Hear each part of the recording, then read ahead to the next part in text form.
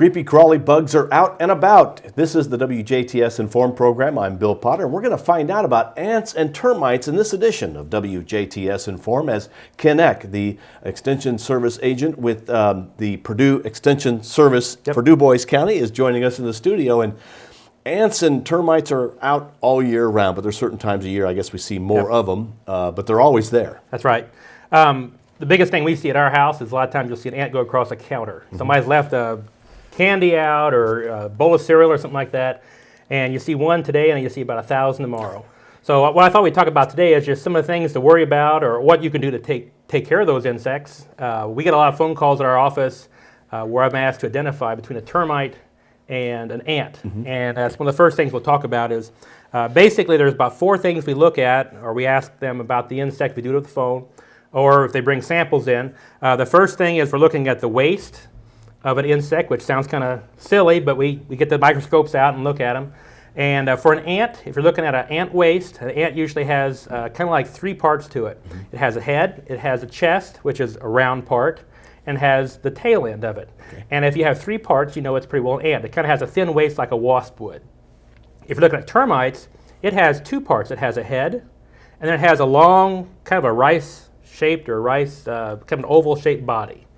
So we're looking for that. There's no waste on a termite, so we know right away it may not be a termite if it's got 3 little parts to it. Okay. The next thing we look at are the wings. Both insects, if they have wings, will have 4 wings, but the sets are a little bit different and set a little bit differently in the bodies.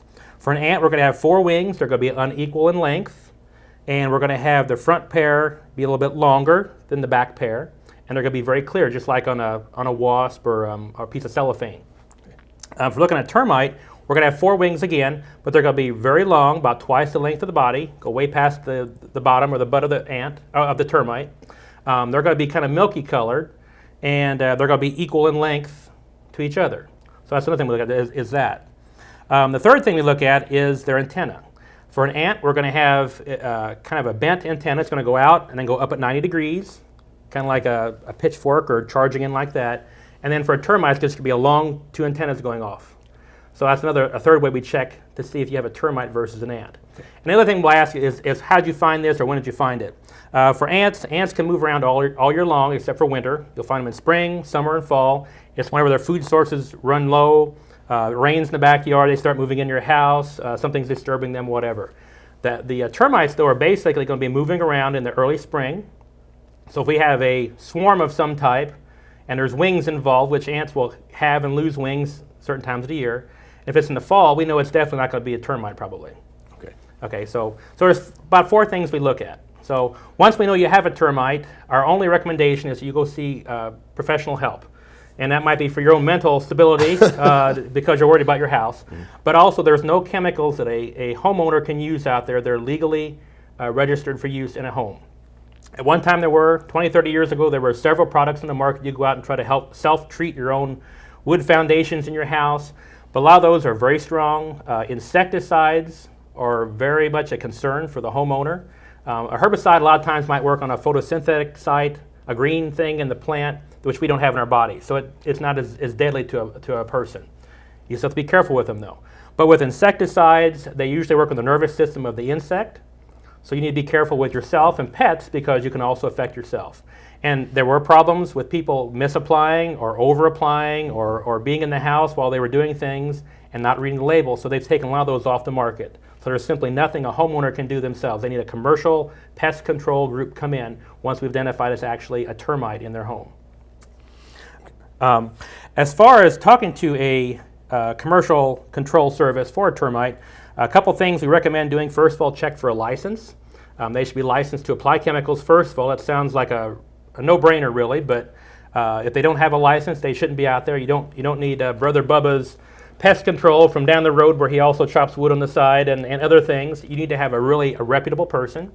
Check their references, and probably check 2 or 3 different commercial groups if you have them in the area. See what the prices might be, what chemicals they use. They might have chemicals they recommend over the neighbor competitor that might be better or stronger or more effective depending on what you're looking for in your own circumstance. Maybe you have certain needs, like you can only be out of the house for a while, which we recommend that you do leave if you can. in most cases, if there's a concern with that chemical, and that'd be on the label that the person should be able to tell you about. Take your pets with you, of course. And then you might, in some cases, there are chemicals you may not have to leave at all, but always check on that to see what the duration time might be to be at cousin's house or grandma's house while you take care of the tenting of the house. Okay. As for references, talk to neighbors that might have used that same group. There are several large groups in the Du Bois County area, which are very reputable. Most of them are, otherwise won't be in business for very long, luckily. But check for their references so they can maybe talk to somebody you might know and see what they might be able to do for you. Okay. So if you have termite control problems, you need to really have a commercial operation come in and take care of things for you. Now if you have the ants, for the ants there's a lot of products out there you can use in your own home. One of the first things I'd recommend though is before you go out and start looking for chemicals though, is start watching the ants themselves. See where they're coming in, see how they might be getting into your house. A lot of times what the ant will do is they'll live outside your home in an anthill of some type, maybe in the flower garden or the landscaping right near your home. And if you can find a little trail going up the wall outside on the other side of your kitchen window or your bathroom window where they're looking for moisture and food and things like that, you can kind of figure out where the problems might be at. And one of the first things to do is try a caulking gun. That sounds kind of funny, but if you have insects coming in on a frequent basis, I'm in an old 1840s farmhouse and we know the caulking gun quite well. What you can do is use a caulking gun to not only prevent the insect problems, but also take care of a lot of the heating and cooling problems you also have in a house. You should go around all the windows and doors and things, use caulking, just seal the house up tight for heating and cooling as well as for insect control. Okay. But in a kitchen especially, around windows, door jambs, make sure everything's tight so insects have a hard time coming into the house to begin with. Once you come in, look for the trails. What you'll usually see is you'll see one ant today. That's what they call the scout ant. They're looking for some type of a food source for the colony or the anthill outside, and they're actually leaving pheromones behind. So wherever they walk, you'll see them drop their tail every so often, and they'll put a chemical down so the next guy coming through can kind of smell where the first one's been. So if you can go out after you remove all the food, that might be one way to get rid of the insects. If there's nothing out there, they won't come back. But also go through with maybe some nice detergent, soap and water, lemon scented, whatever you want to do, and not that you don't already have a clean counter, but once the insects have been through, get rid of the pheromones by simply scrubbing down the counters to get rid of the trail. There's no reason to come out there then. Okay. No trail to follow. No trail to follow. They may still go around and look for new sources of food, but they have to start from scratch again then. Okay. So try to caulk if you can. If they still find ways in, like if you have old replacement counters or things, there's always a baseboard crack or something where you can't really caulk. Mm-hmm. But around windows and things, you definitely should try that. They'll find some crack to come in some cases, but make it a little bit tougher for them. If you do have to take care of the insects with chemicals, first thing to do is start outside, get away from your family as much as you can. There are several things you can use off the shelf from a garden store or a box store or wherever you might get it at. But most of them will have things like, it'll say crawling insects. It'll say something like roach or ant spray. But all those are basically geared towards those kind of insects. Go outside, follow the label for outside use, that's what you're looking for, and try to hit the ant hills outside your building first, because that's where it's safer, away from the family, pets, and other concerns you might have in your house. Because chances are they're not living in your house somewhere. They're probably not. Probably not. Probably not. They could be in the walls in some cases, but a lot of times they want to be outside too. They just need a food source. If there's nothing in your lawn because you've taken care of all the broadleaves and flowered things, they might find this as another alternative. And sometimes you'll see them come in because maybe maybe it rained a lot, so their hive or their anthill is kind of flooded, so they'll come in and live in the walls for a while and go back out. There might be other reasons why they're moving around, but usually they're coming in looking for a good food source that's really easy to attack and taking it back out to the rest of the anthill then. Okay. If you're looking for once you get outside, try to take care of the crawling insects outside. If that doesn't work, try to come inside. Places you're going to need to look at would be things like behind ready-built cabinets where you just simply install them. There'll be cracks along the walls. Try to spray those chemicals along there. Behind refrigerators, washing machines, watch around dryer vents where they have ways to come in. Around the windows and doors and thresholds that might not be tight. If you can, again, tighten them up with caulking if you can, and just make it as tough as you can for those insects to come in. But that's where you need to spray these chemicals and things in the home if the outside approach doesn't work. One big ant baits, there's another way to take care of it, is ant baits where you have a little roach resort. Well, you have a little ant resort also. Sometimes those work, sometimes they don't, and they're usually not immediate. So if you have long-term ant problems, Those are a very safe way. The chemicals are contained within there. If they find food, they'll a lot of times eat it themselves and ingest it, or carry it back to the queen or back to the anthill, and that will kill them back at the source then in some cases. A lot of times it will take 10 to 14 days in some cases because it's a very slow procedure. You're trying to kill off all these ants that are coming in, and it takes a while to take it back to the anthill. Also, in some cases, there might be a product that will work on one type of ant, but maybe on the next type of ant, so you might have to try a couple different chemicals with those little plastic roach resorts, or ant resorts as you call them, and try a couple different ways to get rid of them if you're going the ant bait route.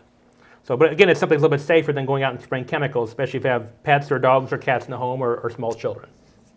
One ant I would like to talk about is carpenter ants. Carpenter ants are large, about ½ inch long, black ants. You think about going to a picnic, you think about this type of ant walking through. There's other little smaller red ants and brown ants, and there's many types of species out there, but we think about the bigger ones in your cabinet. Those are the ones that really get a lot of concerns from people when they see them come in the kitchen. They also will drill into the wood. They're called carpenter ants because they dig into the wood. They don't eat wood like a termite would.